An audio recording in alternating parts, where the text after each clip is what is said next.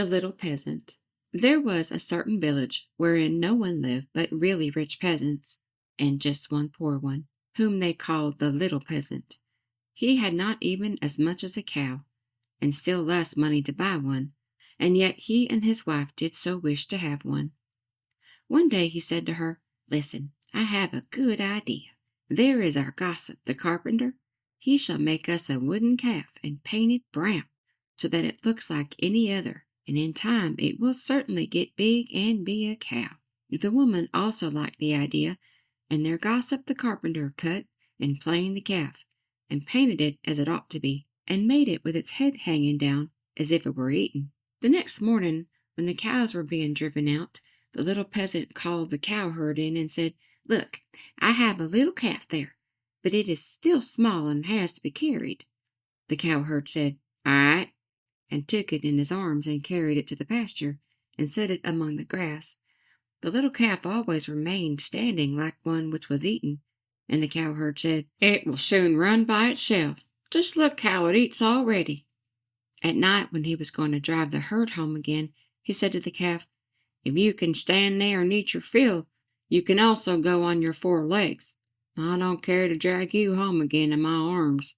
But the little peasant stood at his door and waited for his little calf, and when the cowherd drove the cows through the village, and the calf was missing, he inquired where it was. The cowherd answered, "It is still standing out there eating. It would not stop and come with us." But the peasant said again, "Oh, but I must have my beast back again." Then they went back to the meadow together, but someone had stolen the calf, and it was gone. The cowherd said, "It must have run away." The peasant, however, said, "Don't tell me that," and led the cowherd before the mayor, who for his carelessness condemned him to give the peasant a cow for the calf which had run away.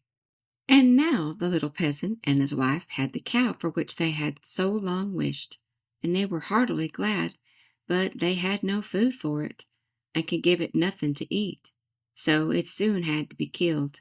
They salted the flesh, and the peasant went into the town and wanted to sell the skin there, so that he might buy a new calf with the proceeds. On the way he passed by a mill, and there sat a raven with broken wings, and out of pity he took him and wrapped him in the skin. But as the weather grew so bad, and there was a storm of rain and wind, he could go no farther, and turned back to the mill and begged for shelter. The miller's wife was alone in the house, and said to the peasant, "Lay yourself on the straw there," and gave him a slice of bread and cheese. The peasant ate it, and lay down with his skin beside him, and the woman thought, "He is tired and has gone to sleep." In the meantime came the parson. The miller's wife received him well and said, "My husband is out, so we will have a feast." The peasant listened, and when he heard them talking about feasting, he was vexed that he had been forced to make shift with a slice of bread and cheese. Then the woman served up 4 different things: roast meat, salad, cakes, and wine. Just as they were about to sit down and eat, there was a knocking outside. The woman said, "Oh, heavens, it is my husband." She quickly hid the roast meat inside the tiled stove, the wine under the pillow, the salad on the bed, the cakes under it, and the parson in the closet on the porch. Then she opened the door for her husband and said, "Thank heaven you are back again. There is such a storm. It looks as if the world were coming to an end." The miller saw the peasant lying on the straw and asked, "What is that fellow doing here?" "Ah," said the wife, "the poor knave came in the storm and rain, and begged for shelter, so I gave him a bit of bread and cheese and showed him where the straw was." The man said, "I have no objection, but be quick and get me something to eat." The woman said, "But I have nothing but bread and cheese." "I am contented with anything," replied the husband. "So far as I am concerned, bread and cheese will do." And he looked at the peasant and said, "Come and eat some more with me." The peasant did not require to be invited twice, but got up and ate. After this, the miller saw the skin in which the raven was lying on the ground and asked, "What have you there?" The peasant answered, "I have a soothsayer inside it." "Can he foretell anything to me?" said the miller. "Why not?" answered the peasant. "But he only says 4 things, and the 5th he keeps to himself." The miller was curious and said, "Let him foretell something for once." Then the peasant pinched the raven's head so that he croaked and made a noise like "Kirk, kirk." The miller said, "What did he say?" The peasant answered, "In the first place, he says that there is some wine hidden under the pillow." "Bless me!" cried the miller, and went there and found the wine. "Now go on," said he. The peasant made the raven croak again and said, "In the second place, he says that there is some roast meat in the tiled stove."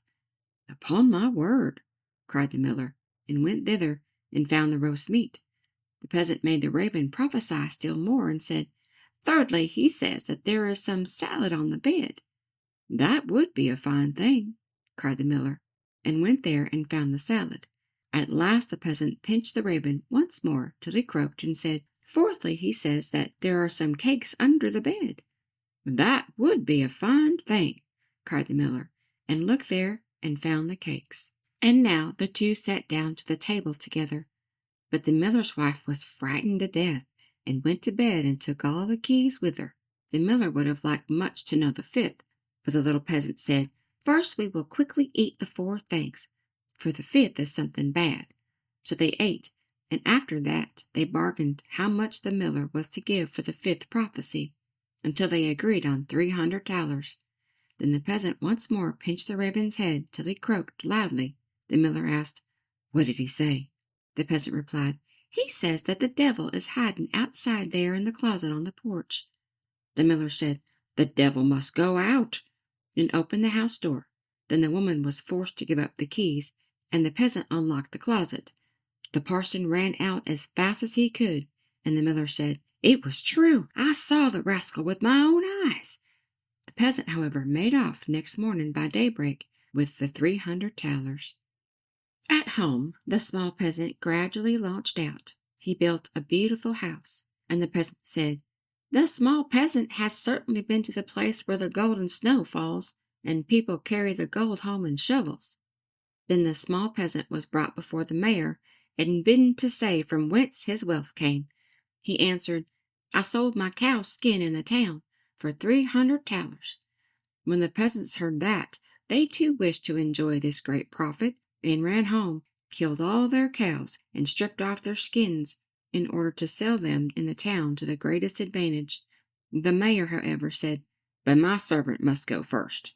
When she came to the merchant in the town, he did not give her more than 2 thalers for a skin, and when the others came, he did not give them so much, and said, "What can I do with all these skins?" Then the peasants were vexed that the small peasant should have thus outwitted them, and wanted to take vengeance on him, and accused him of this treachery before the mayor. The innocent little peasant was unanimously sentenced to death, and was to be rolled into the water in a barrel pierced full of holes.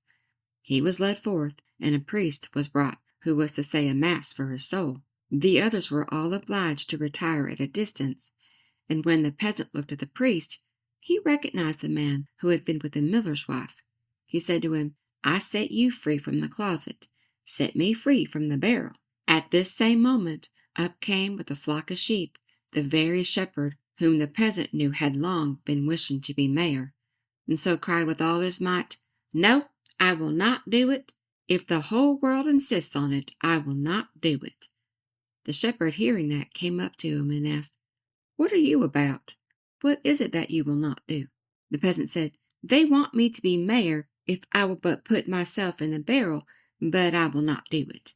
The shepherd said, "If nothing more than that is needful in order to be mayor, I will get into the barrel at once." The peasant said, "If you will get in, you will be mayor." The shepherd was willing, and got in, and the peasant shut the top down on him. Then he took the shepherd's flock for himself and drove it away. The parson went to the crowd and declared that the mass had been said. Then they came and rolled the barrel toward the water. When the barrel began to roll, the shepherd cried, "I am quite willing to be mayor." They believed no otherwise than this was the peasant who was saying this, and answered, "That is what we intend. But first you shall look about you a little down below there." And they rolled the barrel down into the water. After that the peasants went home, and as they were entering the village, the small peasant also came quietly in, driving a flock of sheep, and looking quite contented. Then the peasants were astonished, and said, "Peasant, from whence do you come?" "Have you come out of the water?"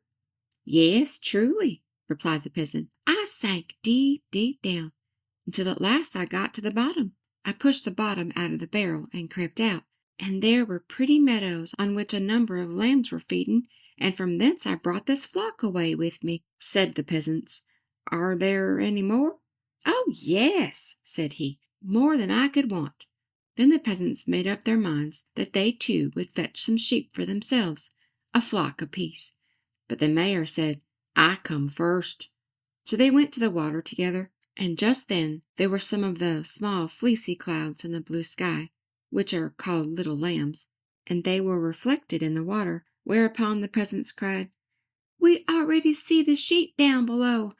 The mayor pressed forward and said, "I will go down first, and look about me. If things promise well, I'll call you." So he jumped in. Splash went the water. It sounded as if he were calling them, and the whole crowd plunged in after him as one man. Then the entire village was dead, and the small peasant, as sole heir, became a rich man.